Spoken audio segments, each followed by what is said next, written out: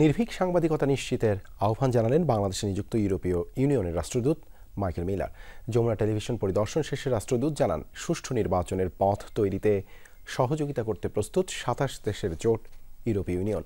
বাংলাদেশের মানব সম্পদ উন্নয়ন ও গণতন্ত্রে উত্তরণের পথের বাধা অপতথ্য ছড়ানো, এটি প্রতিরোধেও কাজ করছে সংস্থাটি। ইউরোপীয় ইউনিয়নের বাংলাদেশ হেড অব ডেলিগেশন হিসেবে দায়িত্ব নেয়ার পর প্রথম কোনো গণমাধ্যম কার্যালয় পরিদর্শন করলেন রাষ্ট্রদূত মাইকেল মিলার। দুপুরের পর যমুনা টেলিভিশনে এসে সাক্ষাৎ করেন প্রতিষ্ঠানের প্রধান নির্বাহী কর্মকর্তা ফাহিম আহমেদ ও প্রধান বার্তা সম্পাদক তৌহিদুল ইসলামের সাথে। পরে যমুনা টেলিভিশনের সংবাদকক্ষ ঘুরে দেখেন রাষ্ট্রদূত। অনেকের সাথেই হয় কুশল বিনিময়। এখানে এসে আমি খুব আনন্দিত। এখানকার সম্পাদকীয় দল ও নিউজরুমের সবার সাথে দেখা করতে পেরে ভালো লাগছে। যমুনায় প্রাণবন্ত পরিবেশ রয়েছে, যা দেখে আমি মুগ্ধ। রাষ্ট্রদূত কথা বলেন বাংলাদেশের গণমাধ্যমের স্বাধীনতা নিয়েও। তার প্রত্যাশা, ভয়ভীতিহীন হয়ে কাজ করতে পারবে এদেশের সংবাদকর্মীরা।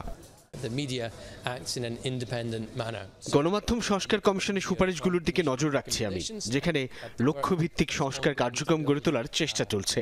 আমরা চাই একটি এমন পরিবেশ গড়ে উঠুক যেখানে সাংবাদিকরা কোনো শঙ্কা ছাড়াই মত প্রকাশ করতে পারবেন, পেশাদারিত্ব বজায় রেখে স্বাধীনভাবে কাজ করতে পারবেন। বাংলাদেশের নির্বাচন প্রসঙ্গে মাইকেল মিলার বলেন, একটি সুষ্ঠু নির্বাচন এদেশের জন্য গুরুত্বপূর্ণ, আর এই কাজে পরিপূর্ণ সহযোগিতা দিতে প্রস্তুত ইইউ।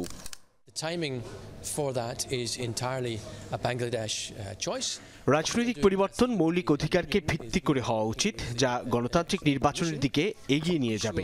তবে নির্বাচনের সময় নির্ধারণ সম্পূর্ণরূপে বাংলাদেশের নিজস্ব সিদ্ধান্ত। ইউরোপীয় ইউনিয়ন নির্বাচন কমিশনের সাথে কাজ করছে।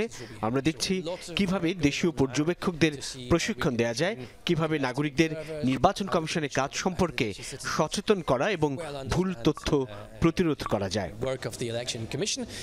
মাইকেল মিলারের সাথে বিশেষ অনুষ্ঠান ওপিনিয়ন শিগগিরই প্রচারিত হবে যমুনা টেলিভিশনে, যেখানে অনেক বিষয়ে আরও খোলামেলা কথা বলেছেন ইউরোপীয় ইউনিয়নের head of delegation. Ahmed Reza, Jamuna News, Dhaka.